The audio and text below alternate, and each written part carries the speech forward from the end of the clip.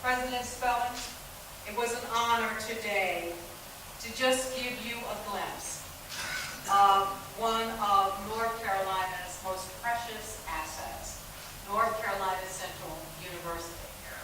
This is a mighty engine of prosperity and opportunity in this city, and I'm going to be a frequent visitor. The event is supposed to happen on the same campus shortly after you leave, and it'll be a protest. Folks dissatisfied with your leadership, or at the very least, not excited about your history and your experience. What have you heard from those protesters, and what would you say to them? What are you hearing them say? And then what would you say to them? What I'm hearing them say is that they want to be heard. They want to be heard by me, and they want to be heard by the Board of Governors, and they want to be heard by the legislature. And I think that's fair and that's right. When students are under attack, what do we do? Stand up, fight back. When students are under attack, what do we do? Stand up, fight back. What do we do? Stand up, fight back. When workers are under attack, what do we do? Stand up, fight back. What do we do? Stand up, fight back. It was just a press conference. In regards to Margaret Spellings, who is on our campus today. We demand an end to the war on historically black colleges and universities. An end to the war on black students in the UNC system. We demand that Margaret Spellings be removed as the UNC System President.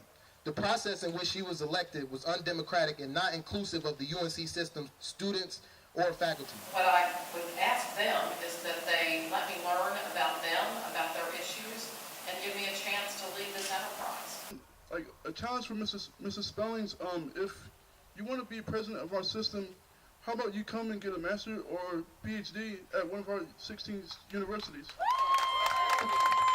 For those who are concerned about any bit of your past that might suggest privatizing or going in the direction of privatizing a public institution like the one that we have, do you have any designs on taking any parts of this public system?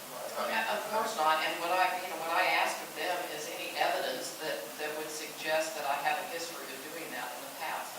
At the last BOG meeting at Fayetteville State University, I listened as she gave comments that were very reminiscent of the No Child Left Behind era, as she pledged to implement a plan of competitive compensation, where universities will receive funding based upon how well they produce.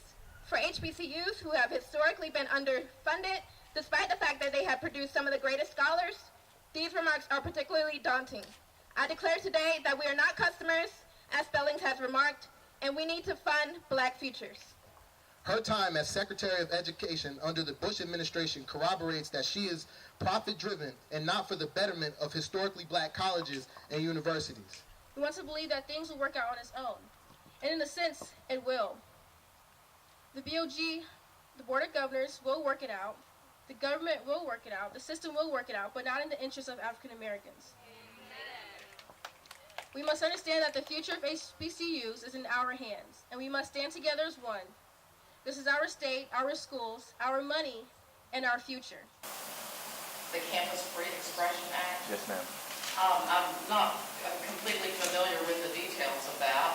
Obviously, we're looking at things like HB2 and issues like that, and trying to determine what the impact on this institution will be. But I'll have to get smarter about the details. Well, it's my understanding that it would raise penalties for student protesters at events. So, what kind of impact do you think that would have, and how would you feel about something like that if it was brought across your desk or brought to the Board of Governors? You know, I think the thing that distinguishes our higher education system is the opportunity for all diverse points of view to be heard and respected and honored. And I would not support things that undermine that opportunity in our higher ed institution. I believe this is a direct attack on students protesting at the BOG, students across the UNC system walking out, demanding Margaret Spellings be held accountable in the BOG. Like I said last night, we will be here. We ain't going nowhere. No matter what type of laws or policies the legislative or the BOG want to implement in the UNC system, students, faculties, and workers will resist. So you would not be for raising penalties for student protesters? I don't know enough about particular legislation, but I mean, so I can't comment on it specifically. Okay. But I believe that these are places where points of view can and should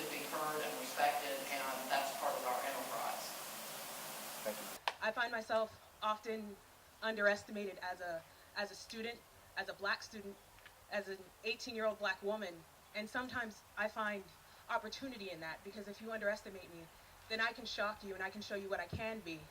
But when you underestimate me and you underestimate us, you're going to lose, because we're going to shock you with how well we can do together and how well we stand together. So that's all I have to say, but I just want Margaret Spellings and the BOG to know that we're here and we're going to fight for our rights as students.